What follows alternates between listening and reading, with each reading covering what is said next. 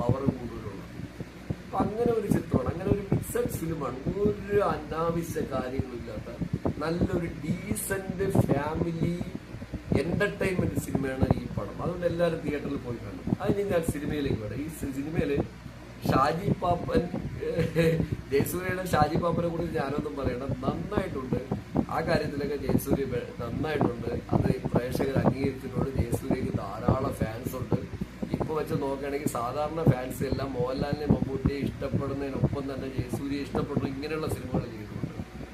പിന്നെ ഈ പടത്തിലുള്ള വിനായകൻ എന്ന് പറയണ മനുഷ്യൻ എല്ലായിടത്തും അഴിഞ്ഞാണ്. എന്തോ അഭിനയം പറയണം വിനായകൻ.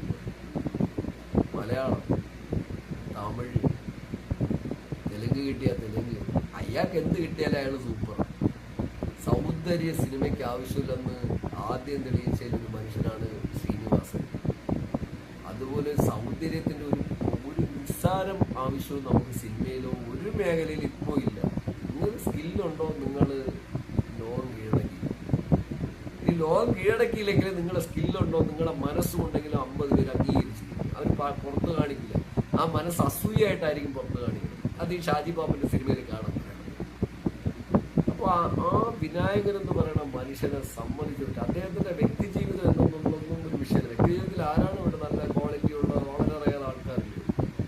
വ്യക്തി ജീവിതം എന്തോ ആയിക്കോട്ടെ, അദ്ദേഹത്തിന് ഒരു ക്വാളിറ്റി കുറയില്ല. അയാൾ പറയേണ്ടത് എന്തെങ്കിലും ചീത്ത പറയേണ്ട കാര്യങ്ങൾ ചീത്ത പറയുന്നതുകൊണ്ട് സമൂഹത്തെ വെല്ലുവിളിക്കുന്നുണ്ട്. അയാളൊരു വില്ലനായിട്ടും പിന്നെ കുറെ വലിയ വിഭാഗക്കാർക്ക് അയാളൊരു മോശക്കാരനോട്ടൊക്കെ ചിത്രീകരിച്ച് തള്ളിവിടുന്നുണ്ട്. വലിയവരെന്ത് ചെയ്താലും കുഴപ്പമില്ല.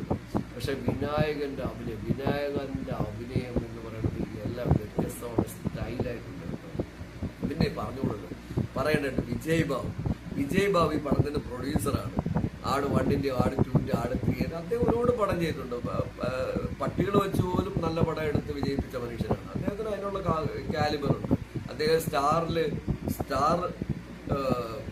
സ്റ്റാറിന്റെ ചാനലിൽ ഇരുന്നിട്ട് നമ്മൾ സ്റ്റാർ സ്പോർട്സ്, അതുപോലെയുള്ള സ്റ്റാറിന്റെ തന്നെ 100 കണക്കിന് ചാനലുണ്ട്. സ്പോർട്സ് ഞാൻ പറഞ്ഞത് ഇത്തരം ചാനലിൽ ഇരുന്നിട്ട് സൂര്യയിൽ വന്നിട്ട് ആ ജോലി 10-15 ലക്ഷം രൂപ മാസ ശമ്പളമുള്ള ജോലി എല്ലാം രാജിവെച്ചിട്ടാണ് അദ്ദേഹം ഫിലിമിൽ വന്നത്. ഇന്ന് അദ്ദേഹം അത് വന്നതിൽ ഒരു തെറ്റുമില്ല. വിജയ് ബാബുവിന്റെ ഈ പടത്തിലെ അഭിനയം ഗംഭീരമാണ് കേട്ടോ. അദ്ദേഹവും പ്രേക്ഷകരുടെ ഇടയിൽ ഇതെല്ലാം ബിസിനസ്സൊക്കെ ചെയ്യുന്നുണ്ടെങ്കിൽ അദ്ദേഹം ഒരു കഴിവുള്ള നടൻ തന്നെയാണ്. അത് ഈ പടത്തിൽ കൂടി പ്രൊജക്ട് ചെയ്തിട്ടുണ്ട്. പിന്നെ ഇന്ദ്രൻ